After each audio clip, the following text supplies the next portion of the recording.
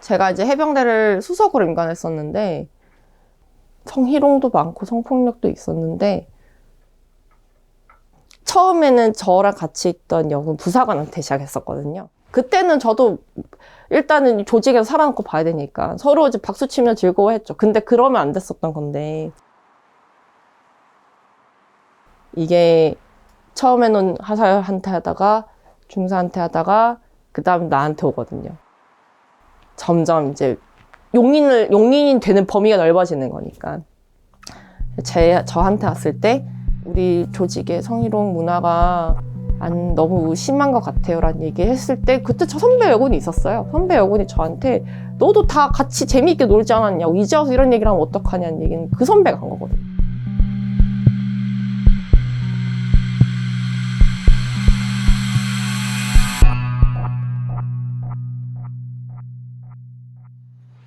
Since 1951, South Korea has used a hybrid method of conscription. All males between the ages of 18 to 40 must serve in the military.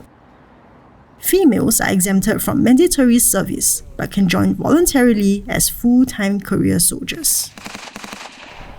Hundreds of sexual abuses in the military are reported every year. In 2021, a 22-year-old female soldier, Lee Ye-rim, committed suicide after being sexually molested several times. Her death incited national outrage, prompting the National Assembly to propose a revised law that would let civilian courts handle sexual violence in the military court. 네, 저는 방혜린이고 군인권센터에서 상담지원팀장으로 지금 일을 하고 있습니다.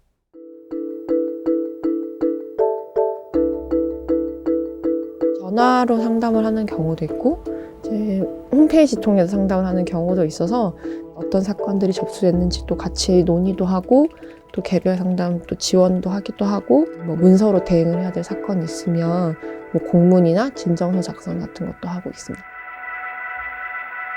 작년에 그 이해람 중사님이 사망하고 나시면서 그 몇 개월간에 들어왔던 여군 상담의 비중이 그 전에 들었던 것보다 훨씬 많았거든요.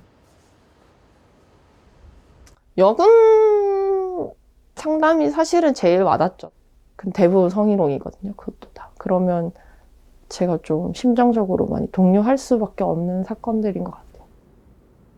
원래 저희 어렸을 때 장래희망은 게임 디자이너였는데요. 아버지랑 진학 갈등이 있어서 원래 하고 싶었던 이제 일은 하지 못했고 뭐 학비도 대준다 그러고 유학도 보내준다 그러고 뭐 그다음에 취직 후 그러니까 졸업하면 바로 어쨌든 임관을 하게 되는 거니까 그래서 그냥 사관학교를 가게 된 거예요. 그리고 이제 여고를 갔다가 군대를 간 거니까 남자들이 있는 공간에서 내가 어느 정도에 갈 수 있는지에 대해서 궁금하기도 했고 그리고 그런 경쟁을 해보고 싶다 이런 마음이었던 것 같아요. 진학할 당시에는. 근데 막상 남성사회에 가보니까 사람 사는 건 똑같은 거고 거기에 이제 성차별이 더 얹어지는 거죠. 3학년 때 학교에 불법 촬영 사건이 있어가지고 그 남자 선배 생도가 여자 선배 방에도 이제 설치를 했었고 동기 방에도 설치를 했었고 후배 방에도 설치를 해서 한 피해자가 한 기억엔 5-6명씩 나오고 했던 엄청 큰 사건이 있었는데 그때도 이제 일부 이제 그 여생도들이 처음에는 학교에서 있을 수 없는 일이고 형사처벌이 됐으면 좋겠다. 그때 당시에 사실은 지금처럼 디지털 성범죄에 대한 어떤 법률안이나 이런 게 잘 되어 있지 않던 시기였거든요. 이때가 2010년인가 그러니까 그때부터 학교에서 어떤 뭐 밖에다 얘기를 하지 말아라. 뭐 형사사건 안 했으면 좋겠다. 그냥 그 생도가 태교하는 걸로 자연스럽게 끝났으면 좋겠다. 이런 식으로 계속 회유를 하기 시작하는 거죠. 결국에는 뭐 태교로 마무리하고 아무 일 없었던 것처럼 뭐 학교를 먼저 생각해야 되는 거 아니냐. 우리 위신이 있는데 그런 사건들이 그 사건이 제일 기억에 많이 남았어요. In 2021, lawmaker Kun In-suk proposed a revision of the Military Court Act, which pushes for all sex crimes, including violent crimes such as homicide, to be tried in the civilian court instead of the military court. 한국은 징병제가 존재하는 사회죠. 그리고 어떤 나라보다도 징병률이 높은 나라고요. 징병 기간도 굉장히 긴 나라에 속합니다. 이 남성 중심적인 것에 대해서 그리고 아주 집단주의적인 그런 정서, 집단을 개인에 비해서 항상 우월하게 여기고 우선순위에 두는 그런 문화에 대해서 정말 질문하지 않았었거든요. 작년에 이해람 공군 중사 사건이 사회적으로 엄청나게 화제가 되고 사람들의 관심이 집중되었던 그 시기에 저희가 그 특위를 만들었었습니다. 제가 특위위원으로 들어가서 이제 부모님을 만나보고 대안을 찾으면서 군 형법에 이런 위력에 의한 강간이라든가 강제추행에 대한 이 조항 자체가 없다라는 것을 확인하고 그 조항을 이제 여기다 넣은 거죠.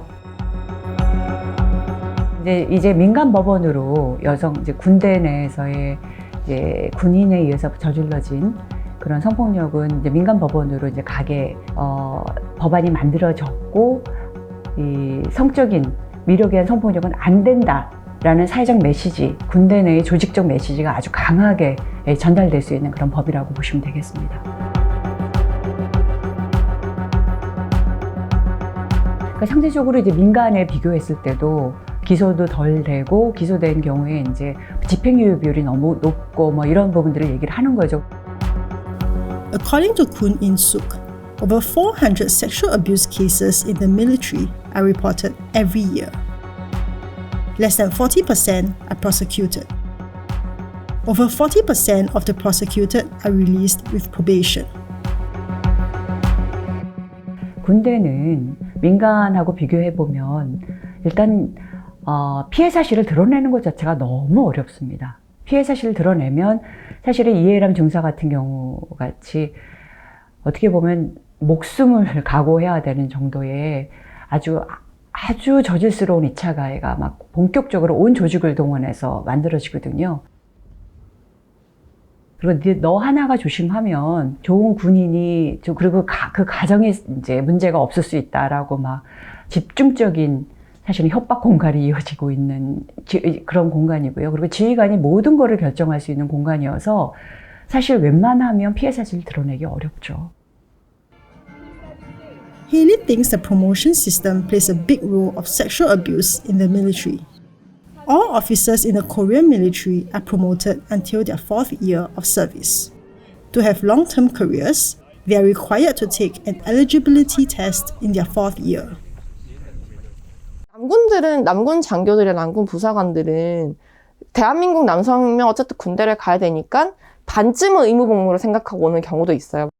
Although military service is voluntary for females, many view it as a stable career option and lifelong vocation. 그러니까 내가 장기 선발이 되고 진급이 되는 시기까지는 어떻게든 버텨야 되지만 내가 안정적으로 살 수 있는 기반이 마련되잖아요. 그거를 노리는 거죠. 이 사람 어차피 신고 못할 거 알기 뻔하기 때문에. 사실은 여성들이 군인이 되는 것, 그런 식으로 루트를 밟아서 일을 하는 게 정말 어려운 일이거든요. 그래서 정말 자부심이 강한데 그 자부심이 항상 이 성적인 대상으로 아주 하찮게 취급되는 이런 문화 속에서 끊임없이 여자 군인을 생각하면 사람들이 성폭력을 떠올리게 되는 이런 현상이 굉장히 슬픈 거예요. 만약에 신고가 어그러지면?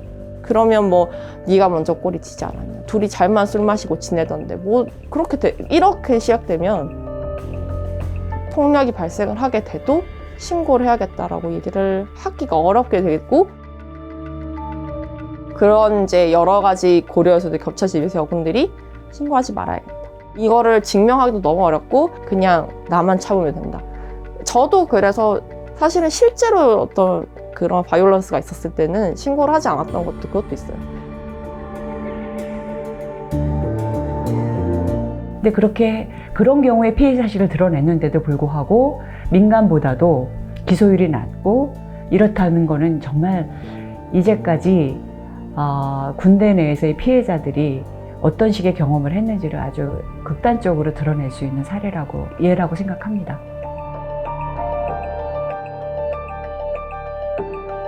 근데 이제 문화적인 것으로 봤을 때는 어쨌든 우리나라가 특히 성과 관련된 문제는 너무 이게 군대에서 일어난 일이기 때문에 군대가 가지고 있는 고유의 문제고 그래서 군대가 바뀌어야 되고 그러면 그 문제가 모두 해결될 거라는 거 되게 안일한 접근이라 생각하거든요. 왜냐하면 군인들이 군대에서 태어나서 군에서 한평생 살다가 군인으로 죽는 게 아니잖아요. 이 사람들은 사회에서 들어온 사람들이고 사회에 다시 나가는 사람들이고 사회에 많은 영향을 받으며 사는데 이 모든 문제가 단지 군대 안에 있기 때문에만 있는 문제라는 건가?